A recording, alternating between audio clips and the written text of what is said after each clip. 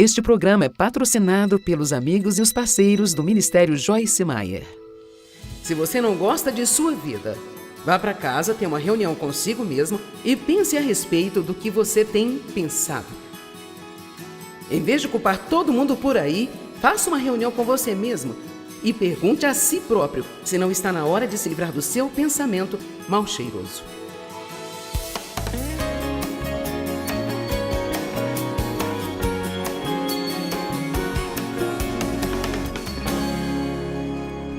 E sabe, uma coisa é ter algo pela fé, outra coisa é ter pela sua experiência. Uma coisa é ter legalmente, como eu chamo, há muitas bênçãos que são legalmente nossas, porque Cristo morreu, seu sangue foi derramado, ele selou uma nova aliança no seu sangue. E como crente nascido de novo, nós somos co-herdeiros com ele, temos uma herança. Ela é nossa legalmente, é nossa. Mas para que nós possamos possuí-la, às vezes torna-se um problema para as muitas pessoas. Os israelitas saíram do cativeiro no Egito, eles eram escravos no Egito. É equivalente a ser um escravo do pecado. Deus enviou-lhes um libertador, Moisés, ele nos enviou um libertador, Jesus Cristo. Então nós saímos da escravidão do pecado. Eles saíram da escravidão de Faraó e se dirigiram para um lugar chamado a Terra Prometida. Nós saímos da escravidão do pecado, ouvimos tudo sobre as promessas de Deus, começamos a aprender como apropriar delas em nossas vidas.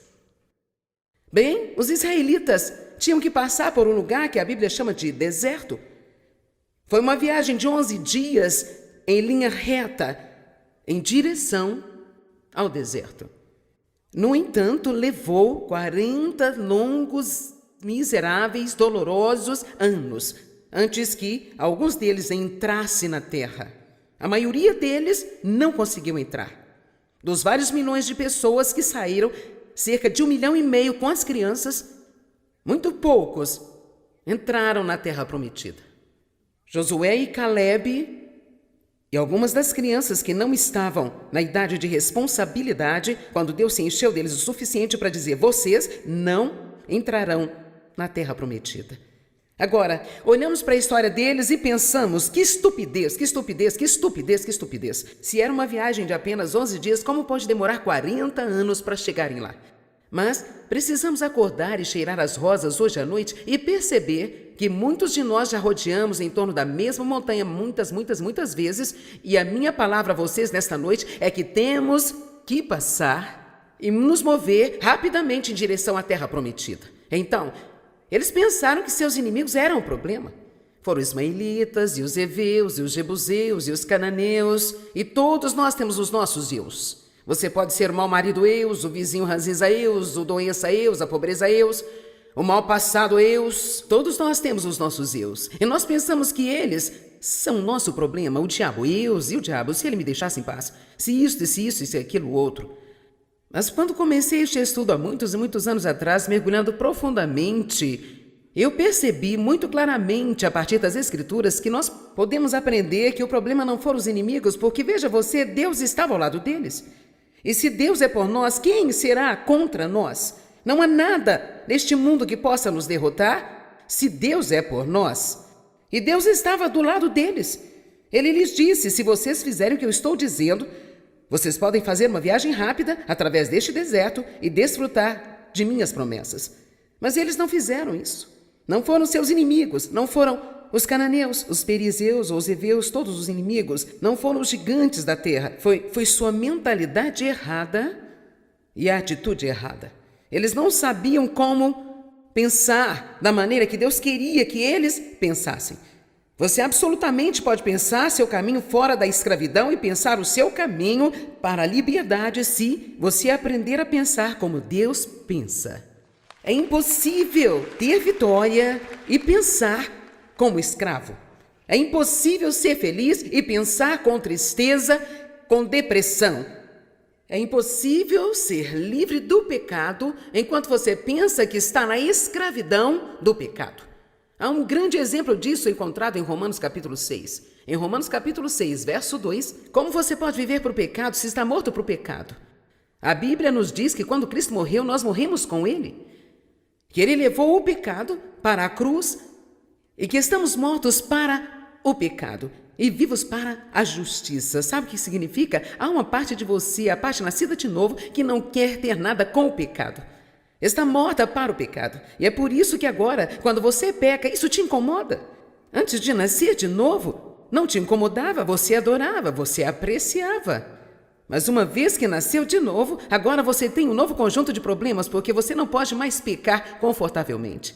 Isso faz você infeliz. Portanto, há uma parte de você que não quer pecar, no entanto, você ainda está carregando a carne.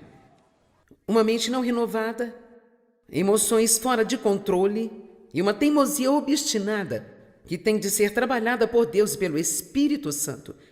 Isso, na verdade, é o nosso deserto. Nossa alma, até que seja renovada pela palavra de Deus, é o nosso deserto.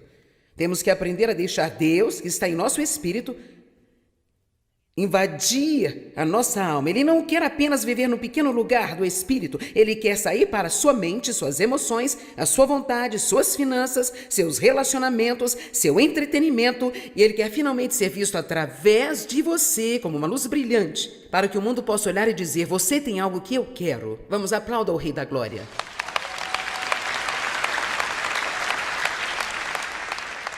Romanos 6,2 diz que estamos mortos para o pecado, mas Romanos 6,11 diz assim também: vós, considerai-vos vós mesmos mortos para o pecado, mas vivos para Deus. Eu amo isto porque a palavra considerar é um processo da mente. E aí você pode muito bem dizer em Romanos 6,2, você está morto para o pecado, mas em Romanos 6,11 diz: agora pense que você está morto para o pecado. Acredite que você está morto para o pecado. Mas nós dizemos que estamos mortos para o pecado e cantamos canções sobre ser livres em Cristo, mas temos medo do pecado.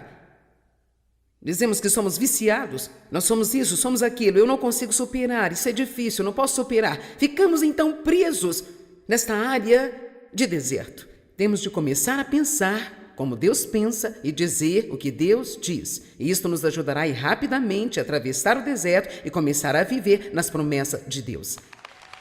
Você pode controlar o seu pensamento com a ajuda de Deus, com muita ajuda do Espírito Santo, apoiando-se no Espírito Santo. Você pode controlar o seu pensamento, mas não até que aprenda a fazer um inventário dos seus pensamentos, que eu chamo de pensar sobre o que você está pensando. Onde a mente vai, o homem a segue. Se você não gosta de sua vida, vá para casa, tenha uma reunião consigo mesmo e pense sobre o que você está pensando. Em vez de culpar todo mundo, tenha uma reunião com você mesmo e pergunte a si mesmo se é hora de você se livrar de seus pensamentos mal-cheirosos. Amém? Defina na sua mente e mantenha-se fixado nas coisas certas.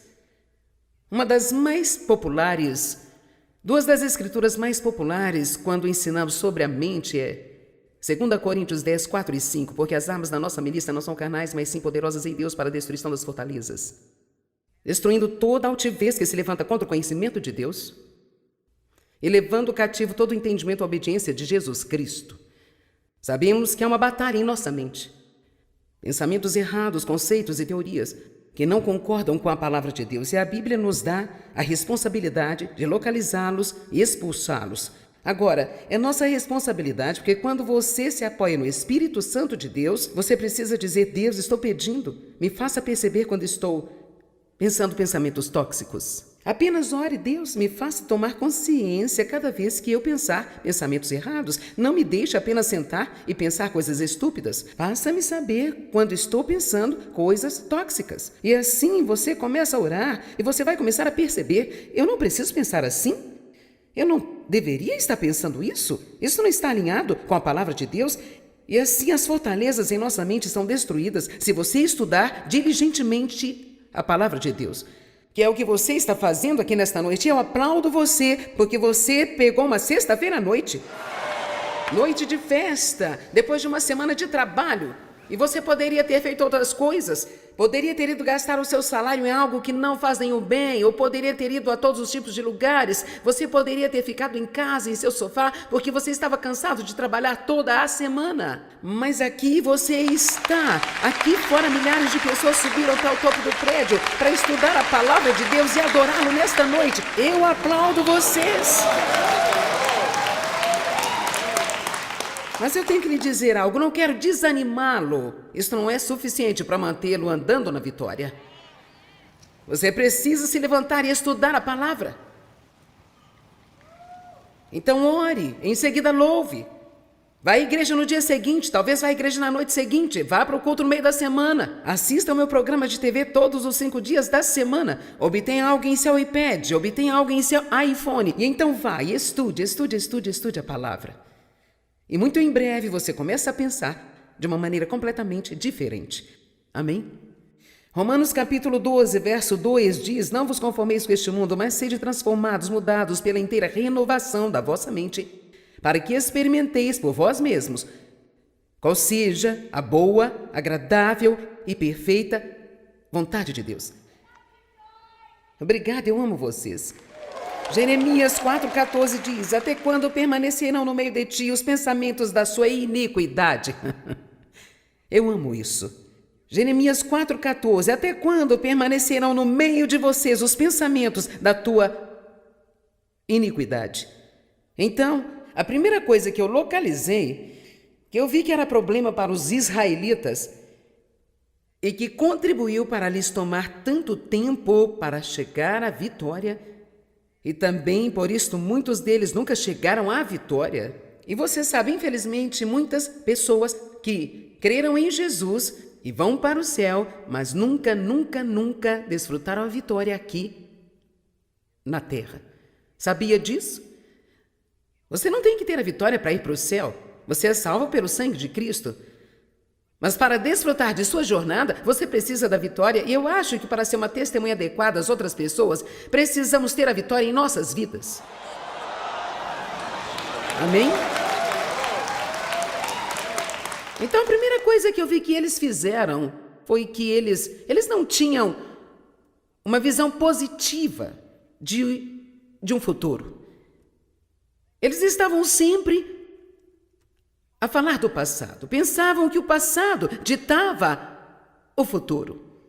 Eu quero lhe dizer que não importa o que aconteceu com você no passado, e não importa o que está acontecendo na sua vida agora, isso não tem poder para impedi-lo de ter um surpreendente e impressionante futuro, se você aprender a ver as coisas no Espírito.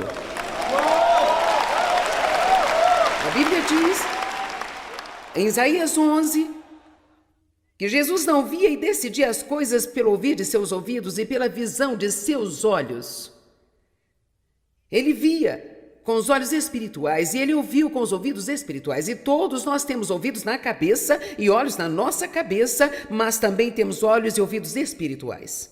Com os olhos naturais vemos o que está ao nosso redor, vemos o que está acontecendo em nossa vida, mas com nossos olhos espirituais vemos o que não podemos ver com estes olhos. Nós olhamos com uma atitude de fé, dizemos: Deus diz que eu posso ter um bom futuro e eu acredito que eu posso ter um bom futuro.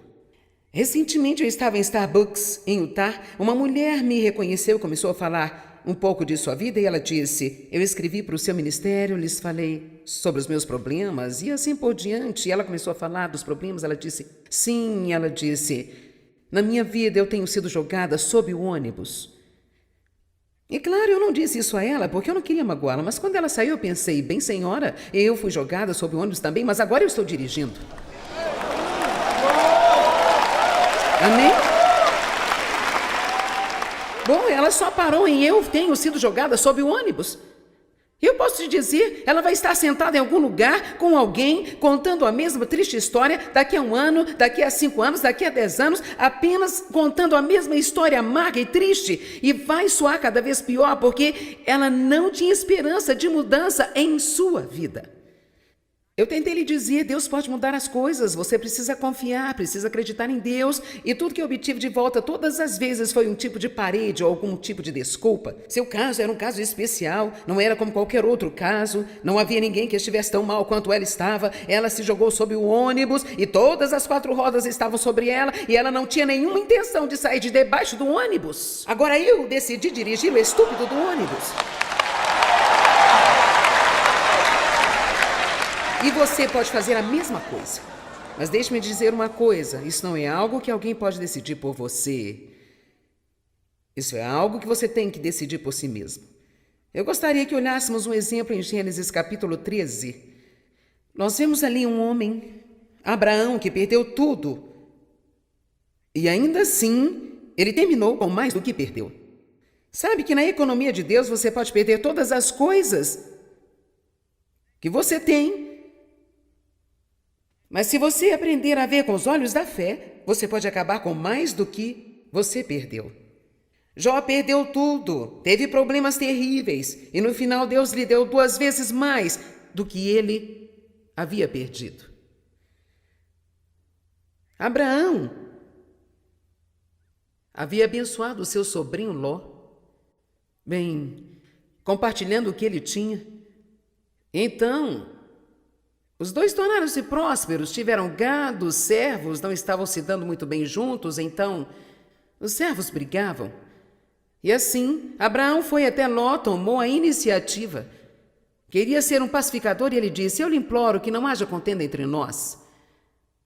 Você decide qual a parte da terra você quer ficar e eu vou ficar com aquela que você não quiser. Eu acho isso uma atitude humilde, bastante surpreendente, porque eu teria dito: eu vou levar o que eu quero e você fica com o pior, porque você não teria nada se eu não tivesse dado a você.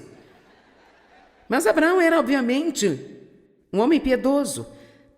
Provavelmente é uma das razões pela qual Deus foi capaz de fazer um pacto com ele e usá-lo da maneira que usou. Então, com certeza, se você ler o capítulo 13, Ló escolheu a melhor parte do Vale do Jordão para si próprio. E Abraão teve que ficar com as sobras. Assim, ele não estava em boa situação. Mas no versículo 14, que diz: o Senhor disse a Abraão, depois que Ló se apartou dele: levanta agora os teus olhos e olha deste lugar onde estás, para o lado norte, sul, do oriente, do ocidente, porque toda esta terra que vês, eu a darei a ti e à tua posteridade.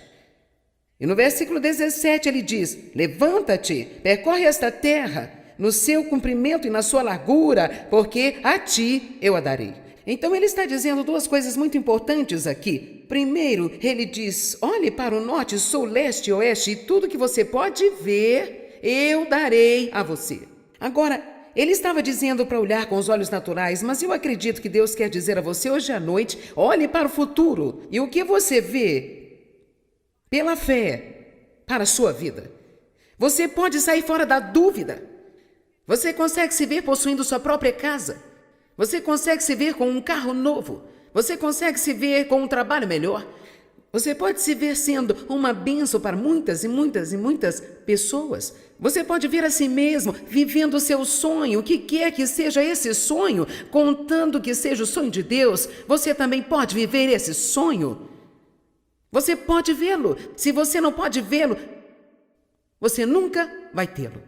Então ele disse a ele: e tudo que você vê, eu vou dar a você. Vai e caminhe para fora e tome posse.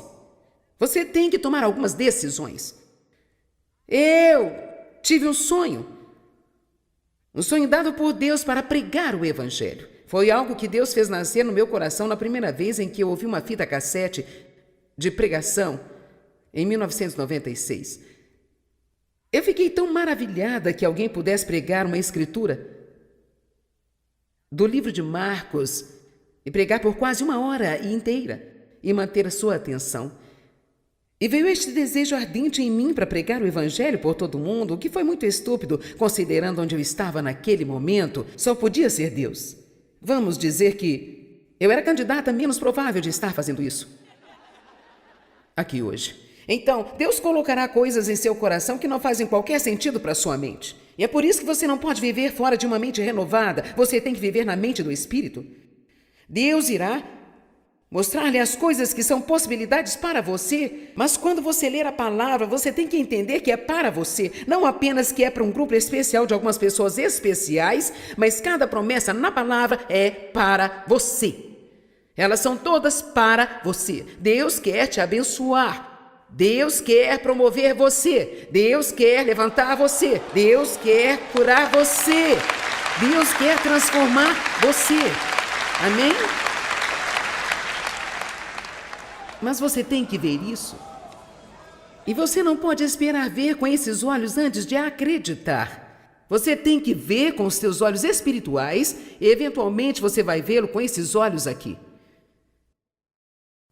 Eu moro em Missouri e é chamado de Estado Me Mostre. Na economia de Deus tem que acreditar primeiro, ver com os olhos da fé e, eventualmente, você verá no Espírito. Mas também, mesmo que pela fé eu alego que eu acredito que Deus tenha falado para mim e me dado, e eu reivindiquei as promessas como minhas, eu ainda tenho que entrar e possuir aquela terra. Agora, a palavra possuir é uma palavra interessante porque, se você estudá-la, isto significa desapossar os ocupantes e, em seguida, tomar posse da terra. Assim, havia inimigos na terra prometida e eles não queriam lidar com os inimigos, de modo que não queriam entrar. Eles só ficavam vagando e vagando ao redor, esperando Deus fazer algo sobre os inimigos deles, antes que eles fossem e tomassem o que Deus disse para tomar. Agora, aqui há algo interessante. Na verdade, em 2 anos, eles chegaram à fronteira da terra prometida. E se eu levá-lo para Deuteronômio capítulo 1, vamos para Deuteronômio capítulo 1 por um segundo. Deuteronômio capítulo 1, verso 20. E então eu vos disse, chegados sois às montanhas dos amorreus que o Senhor nosso Deus nos dá. Isto é Moisés dizendo, eis que o Senhor teu Deus tem posto esta terra diante de ti, tome posse dela. Como te falou o Senhor teu Deus aos teus pais, não temas e não te assustes. Então vós chegastes a mim e dissestes, mandemos homens diante de nós para que nos espiem a terra e de volta nos ensinem o caminho pelo qual devemos subir e as cidades que devemos ir. Isto me pareceu bem, de modo que tomei de vós 12 homens, um de cada tribo. São os 12 espiões que foram para verificar a terra prometida. E com certeza o versículo 25 diz, e tomaram do fruto da terra nas mãos e nos trouxeram e nos informaram dizendo, boa é a terra que o Senhor Deus nos dá. Veja o versículo 26, porém vós não quisestes subir, mas fostes rebeldes ao mandado do Senhor. Agora eu não tenho tempo para ler tudo isso, mas depois eles decidiram, agora nós vamos subir. E Deus disse, não tentem entrar agora, porque agora eu não estou com vocês. Vocês deveriam ter ido quando eu mandei. Então eles estavam na fronteira da terra prometida, quando Deus lhes disse, agora é a hora de entrar e possuir a terra. E eles não quiseram entrar, se rebelaram contra o Senhor, e eles perambularam por mais 38 anos no deserto, e muitos deles morreram. Agora eu quero ensinar-lhes uma pequena lição. Quando Deus lhe diz para lidar com alguma coisa,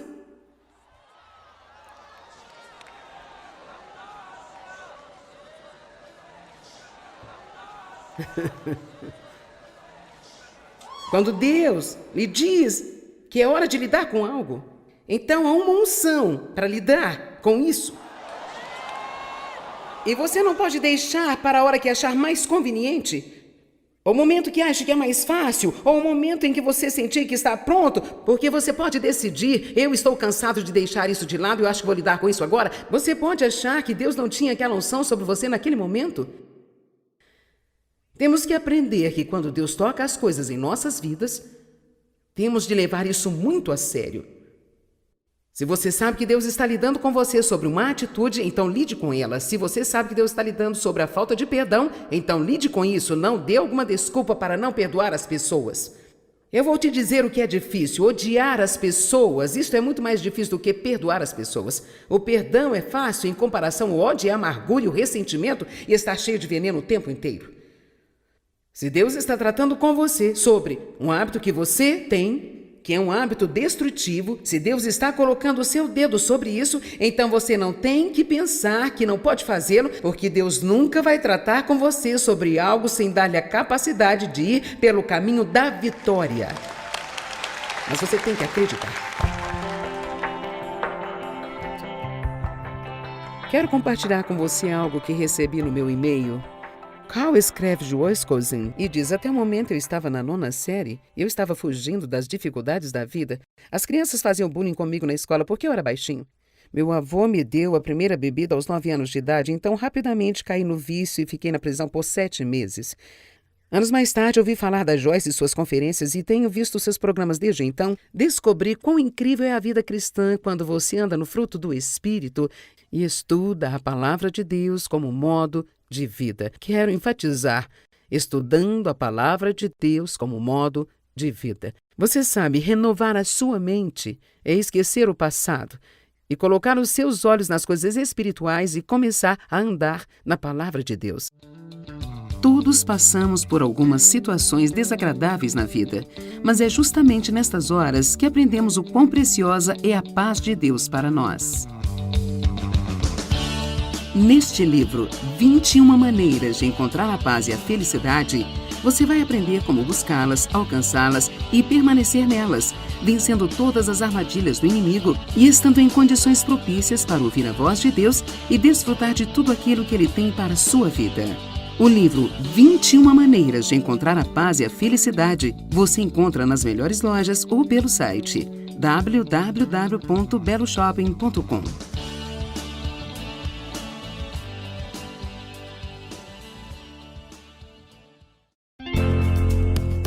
Tenho certeza que, assim como eu, você também deseja conhecer a Deus intimamente. Mas o que devemos fazer para alcançar esse nível de amizade com o Senhor? Através deste livro, Conhecendo Deus Intimamente, quero compartilhar o caminho que eu mesma trilhei para encontrar Deus de modo íntimo, até ter condições de conhecer a sua vontade e viver segundo os seus propósitos para a minha vida. Você também vai aprender a deixar o Espírito Santo conduzir completamente a sua vida e te levar a lugares mais elevados, experimentando esse relacionamento profundo e íntimo com Ele. Leia você também este livro maravilhoso, Conhecendo Deus Intimamente. Você encontra nas melhores lojas ou pelo site www.beloshopping.com.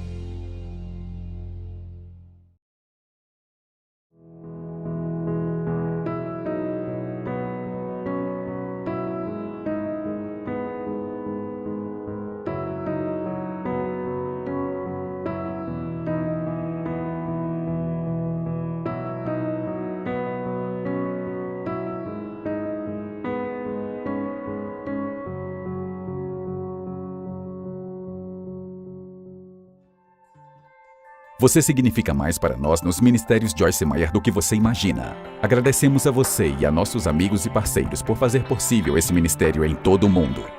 Juntos estamos alimentando os famintos, vestindo os pobres e apresentando o Evangelho para as nações. Por favor, entre em contato conosco ou visite joycemeyer.com.br hoje para compartilhar seus pedidos de oração, saber mais sobre nossos recursos, consultar a programação das conferências de Joyce e se juntar a nós em parceria enquanto compartilhamos o amor de Cristo ao redor do globo. O precedente foi pago pelos amigos e parceiros do Ministério Joyce Meyer.